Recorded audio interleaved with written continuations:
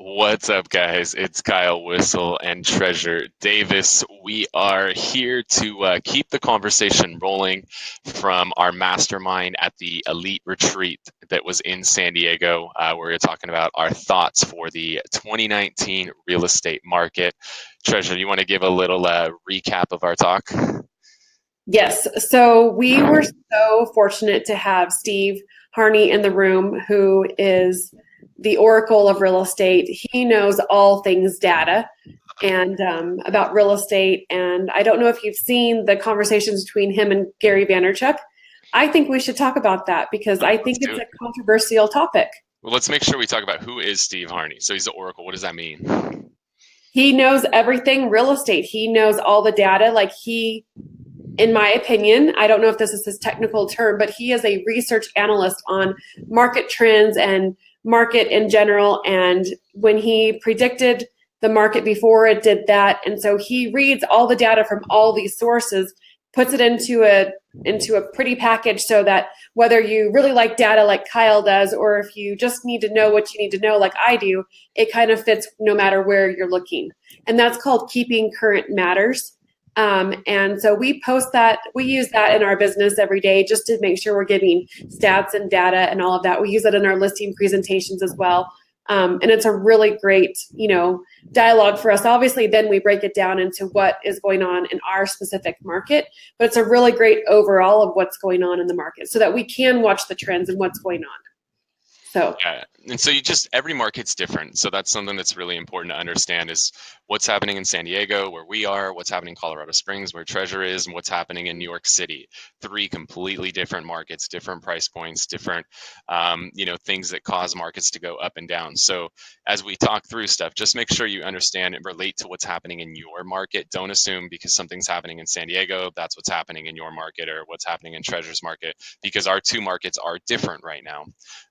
In our market, we are seeing things change. I have our most recent stats, and Treasure hates when I do this, but our most recent stats is the number of homes sold in December was down 24% from a year ago. And that's a massive, massive difference from 1 year over to the next. We're seeing the days on markets up 26%. We're seeing the supply of homes up 57%. So we're seeing a lot of the leading indicators that, we are shifting. Which Tom has actually taken it now. Tom has literally made an event called Shift. How much do you love that? So we are seeing it happen here in San Diego, whereas in Colorado Springs, they're not seeing a lot of that same stuff. So the important thing is you got to know your numbers. Your numbers are going to be so crucial for you in 2019. You've got to know your market. You've got to know your numbers, and you've got to use those to your advantage when you go into an appointment. Because what you guys are going to start running into is, in our market, I go and I interview against somebody else who sold 5 homes last year, where I sold 5 homes last week. And so where I have my finger on the pulse, that other agent is far off from what's actually happening in the market. And we can both talk all we want. I can tell them what I see happening in the market. That agent can tell them what they see happening in the market. But if I can bring the stats in black and white and put them in front of the seller and show them what's actually happening in the market, you can't argue with data. The data's the data. And so you need to know what's happening in your market, where, a year ago here in San Diego, it was insane. We couldn't have a listing go more than a week or two without an offer. If it did, we were fearful. Did we even put it on the MLS? Did we screw something up, right? But that's not the same right now. And we know that because we're looking at the data. And it also helps us understand it's not just us, it's the market. It's changed here. But again, in Treasure's market, they're not experiencing that same thing. No, we are experiencing, but the way, everybody's calling it the shift, and everybody thinks the sky is falling. And even here, people are talking to my broker saying to him, the market's shifting, it's not as busy as it was. And you and I have both said many, many times, we are here to not create, we're here to take market share from agents that are going to be getting out of the business and, take more of, because we are full-time, hardworking, honest, ethical agents, there is more market share for us to take. We just need to be willing to outwork people to take that market share. So the market here, people say that it's shifting. As you know, I like to use the words, this is the way it should have always been. Because I started real estate in 2005. And the market, I mean, obviously 2008, 2009 was a hard market for sure because of short sales, foreclosures, all of that. But in my opinion, last year was a way harder year. And I only worked the listing side from houses selling that quickly with that many offers and just managing expectations that while we see these leading indicators of prices, not selling for as much money or being on days on the market, they should have been priced where they were to begin with. Like that's just normalizing back to a normal market, not whatever that blip was that made people think that the market was crazy. San Diego's prices over the years have just skyrocketed. And they always adjust a little bit harder, but they also go up a little bit harder. Where in Colorado Springs, the market just stays slow and steady. That's just the way our market is. So while it's different, I don't see it as a bad market. I see it as, or a shift of a market. I see it as this is the way that it should have always been. We just had a blip of a year that was craziness. And now we're back to a normalized market where we have to get to, brass tacks and do things that we used to do to sell homes. We can't just wait for the phone to ring, show 2 houses, and then write a contract. Like that's not setting people up for what this market is going to eventually really do, in my opinion. I agree. And so as things change, in your market, whatever, and sometimes we're going up 2% a month and now you're going up 1% a month and people freak out over stuff like that. Or you go from 1% a month to 0.5% a month and people freak out. But the good thing is when people freak out, that creates opportunity. And Yes. so the slogan that I think Treasure's adopting this as well is that you do not create market share. You can't force somebody to buy or sell that wasn't going to buy or sell in the first place. So you don't create market share, but you do take market share. And anytime there's change, that creates a huge opportunity for you to come in there and take market share. There's a term that's used a lot in stocks or in cryptocurrency called FUD, fear, uncertainty, and doubt.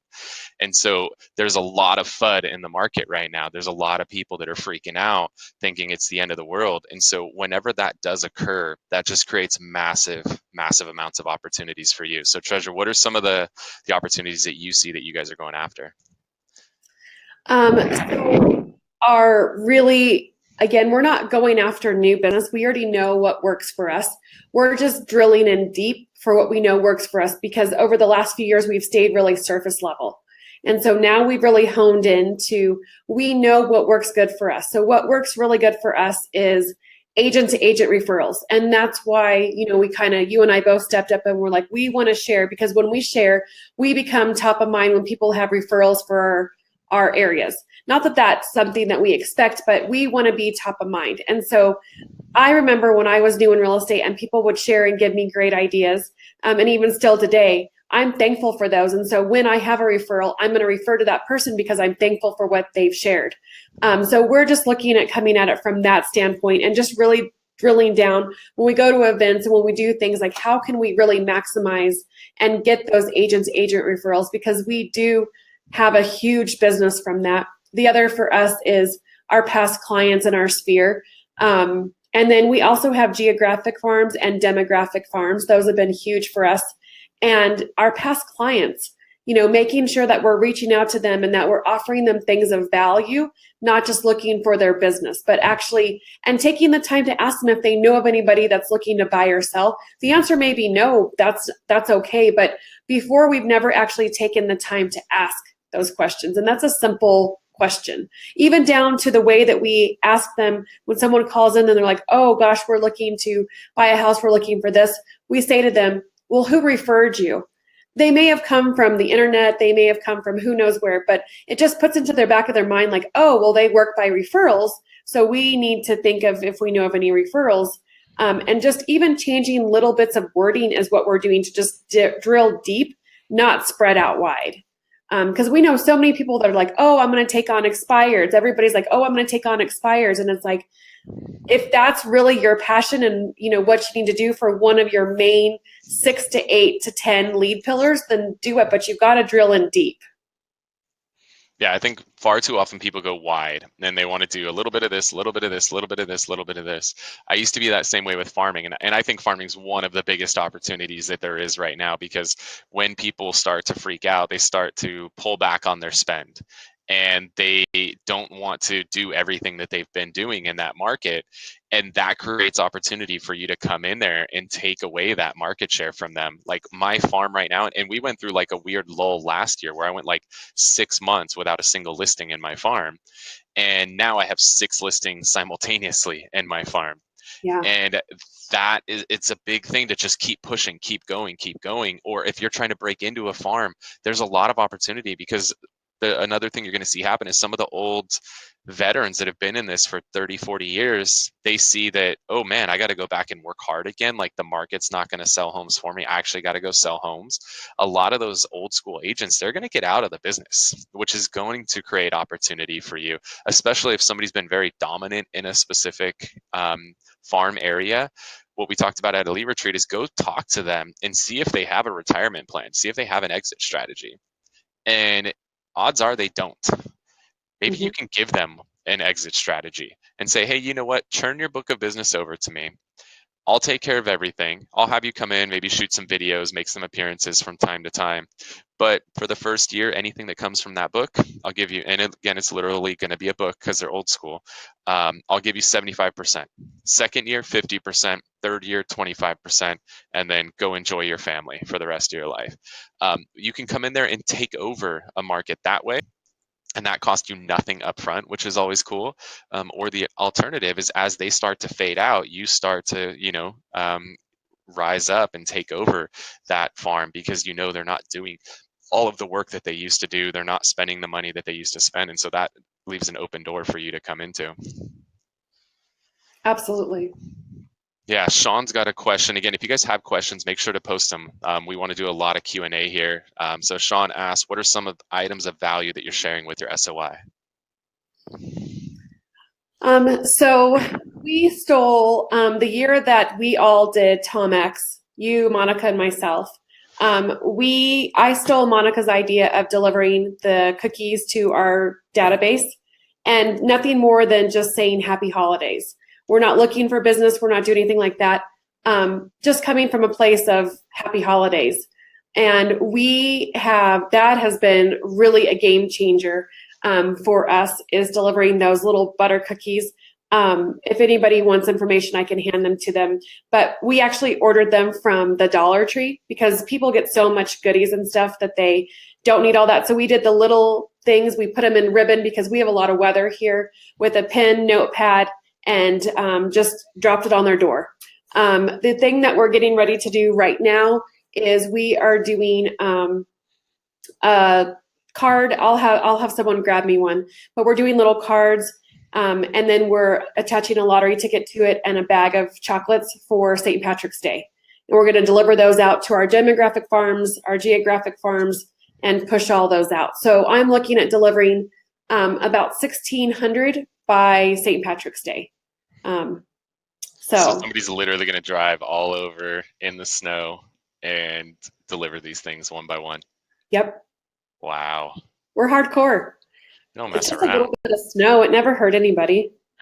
We don't know what snow is. No, you guys don't even know how to drive in the rain. It's so awesome when they're like, it's raining, we're running late. I'm like, oh my gosh. You mentioned a couple times demographic farm. Talk a little bit more about that. Yeah, so this came about because one of the guys on our team, he obviously he lives in a neighborhood, but he really has some groups of people that are, his sphere. So we dialed down a plan for him, and we call it his demographic farm. So those are people that he reaches out to on a consistent basis to bring value. And value may be, hey, we're going to give you a lotto ticket for St. Patrick's Day just for fun, or it may be, do you want to know the value of your home from HomeBot, or can we sit down with you over Starbucks and do a comparative market analysis for you? If they say no, that's okay. But we have developed a plan for him that works good for him based off who he interacts with on a consistent basis. So for him, he's a really big runner. And so these are people that he's around all the time. And so we built the plan around that. Something that feels good to him, that's not pushy, that's just coming from a place of contribution. I love it. Yeah, one of the things that we're working on implementing is a favorite things it's like Oprah's favorite things. So it's our favorite things for our clients. And going in and finding out what are all of our clients' favorite things. So it can be simple stuff like, what's your favorite restaurant? What's your favorite beverage, alcoholic or not?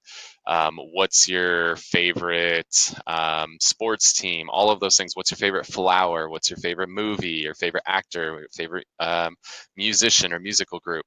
And then what's cool is then you could say like, here in San Diego, we have the Padres. So who's your favorite baseball team? And so let's say somebody says their favorite baseball team is the Yankees, and we The know the Yankees. Rockies. Say the Yankees are coming to town. Well, now I can reach out to that past client and say, hey, I remember you mentioned that you're a Yankees fan. They're coming to town, in July. I'd love to have, go to a game together. Are you up for it? How cool would that be? The fact you remembered something little like that. Or one of the hardest things in the world is on social media when somebody posts like that a family member passed away. Well, like, what do you do? What do you say? When somebody posts about a family member passing away, like do you put prayer hands, sorry for your loss? Or what if you knew what their favorite flower was? And instead of just going the generic prayer hands or whatever, you actually sent them a bouquet, a sympathy bouquet of flowers with their favorite flower in it, because you remembered that little detail. So when it's a time where they're, hitting a low point, you just did something really, really special for them. Somebody's sick in bed and their favorite actor is Tom Cruise, and you send them a link to play a Tom Cruise movie, or just the little things like that. That stuff can go such a long way. And it's not about how much money you spend, it's just the fact you're remembering those little things for them. Of all the actors, you picked Tom Cruise. I don't know.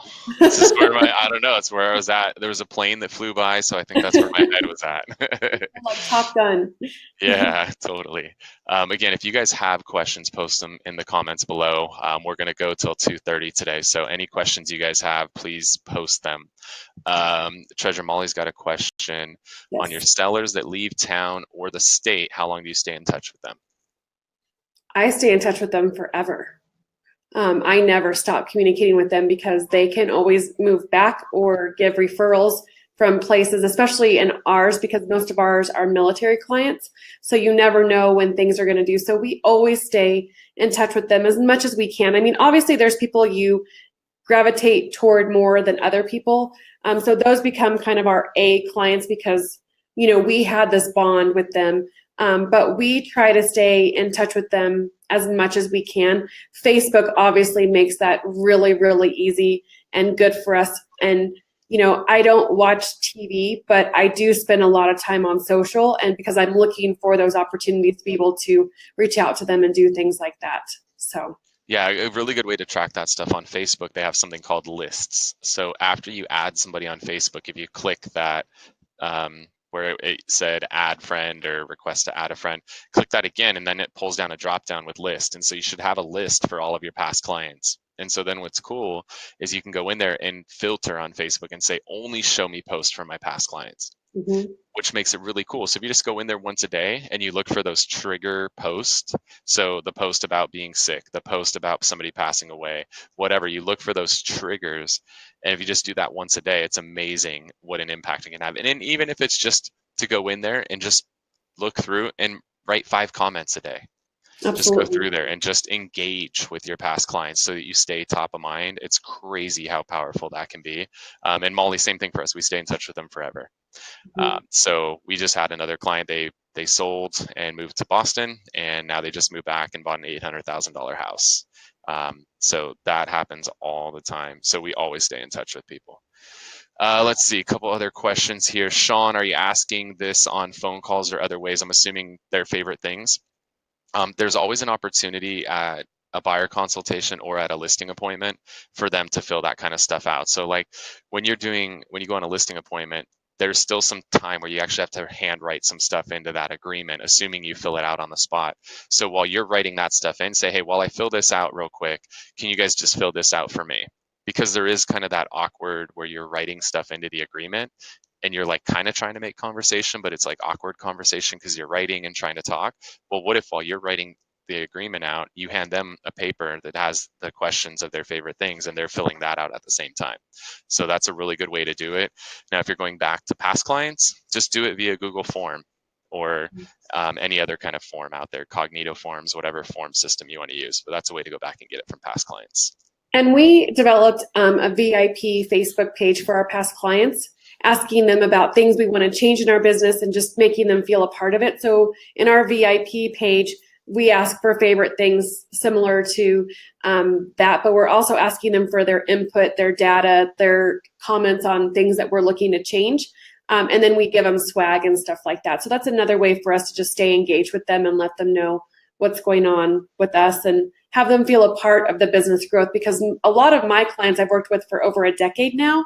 And so it's been really, really great to see, you know, for them to say, gosh, I remember when.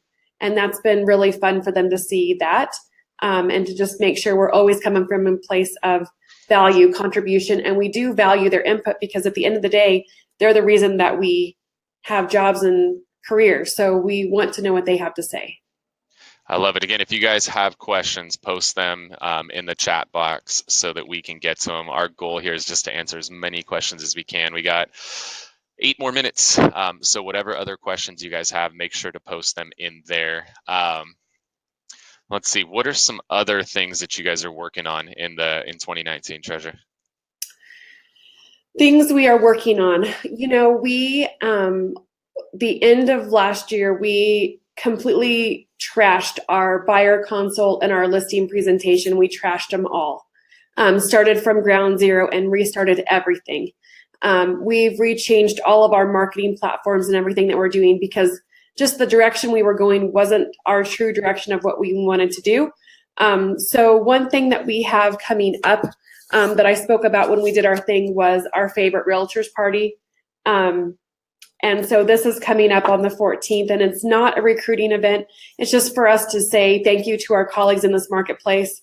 And it also, last year, I think really helped us to sometimes get multiple offers, because if the offers are exactly the same and they know we're actually going to close the deal and not cause them drama, and we have the right systems and processes in place, sometimes that has helped us to get those offers accepted as well. And it's just a really great way to build, you know, friendships within this market. Like a lot of times people just want to like beat you head on, and it's like, gosh, you're working for your client, I'm working for my client, but we don't have to kill each other in the process. And so we're working on that. We're working on going to Mexico on Thursday. Our whole team's going to Mexico, so we're working on that. I would say I'm working on my tan, but that isn't going to do anything for any of us. So yeah, Brian wants us to address the Vaynerchuk issue. Are you ready? Because I haven't talked to you about this yet. All right. I'm excited to see what you think about it. So just to kind of recap, Gary Vaynerchuk came out with a video, and in the video, he said that home ownership is no longer the American dream, and he will never buy another home as long as he lives. And Steve Harney took objection to that and challenged Mr. Vaynerchuk to a debate. And then Gary subsequently posted a quote card saying something along the lines of, who has time to debate? I just want to go out there and hustle, or something along those lines, right? Is that the gist of it? Yeah, like let the market dictate what actually happens or something. Yeah. So what's your take on this? Well, my take on it is, I think Gary is always looking for the shock factor. I think that's just his MO. I've heard him talk for years and years and years, and he's just looking for the shock factor. And I feel bad because I have done a little bit of research since he came out with that, and it looks like he did potentially, allegedly overpay for his co-op that he bought. And so he probably doesn't have a lot of equity in it right now. So that could be why he's feeling that way potentially. I don't really know. What I do know is that people build wealth from owning their own homes.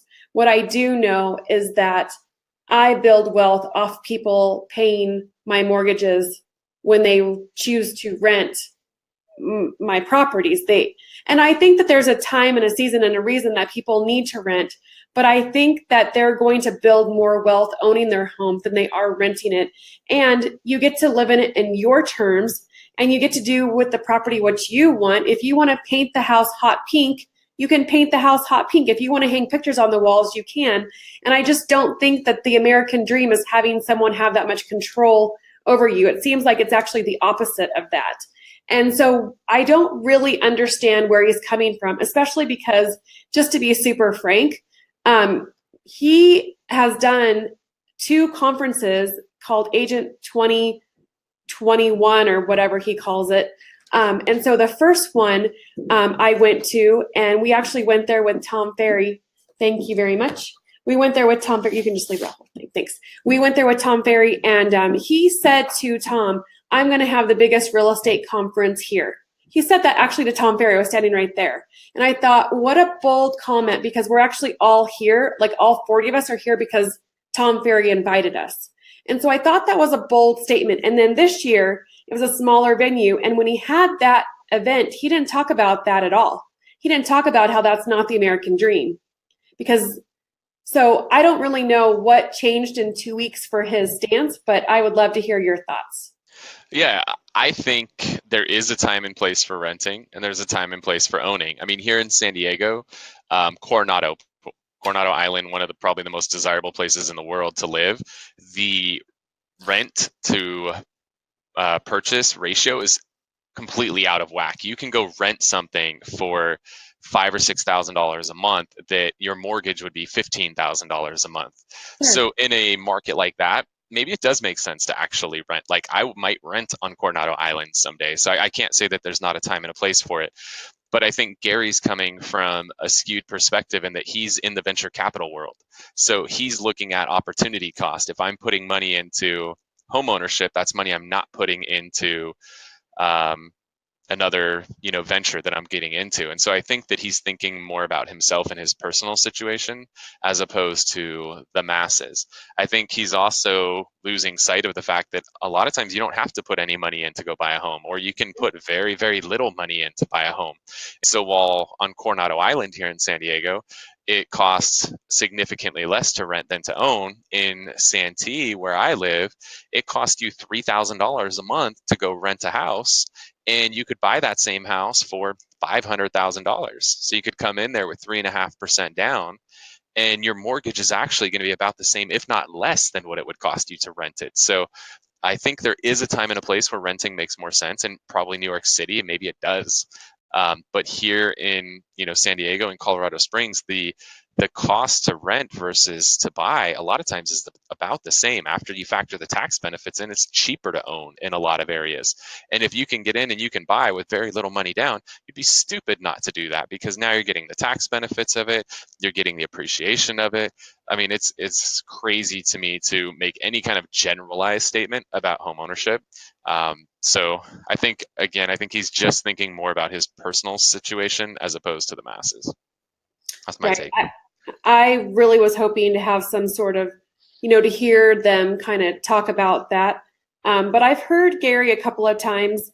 One time I heard him at a RE/MAX convention, and he basically said to the audience that that he doesn't understand why anybody would ever follow anything that Brian Buffini ever had to say. Well, Brian Buffini has been a coach for a really long time, and his ways are tried and true. It's postcards, it's pop-bys, it's events, like that stuff has always worked and will always work. So I think it's a little bit of a shock factor, but what I can say is that it's a really big shame that someone has that big of a platform that they can utilize their personal opinion to sway people out of going to college, sway people out of, buying a home and living what they want to do. Like, I think everybody has the right to their opinion and their ideas for sure.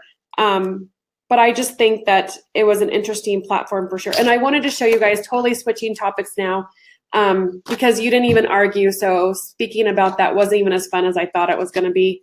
I only like when Kyle argues with me.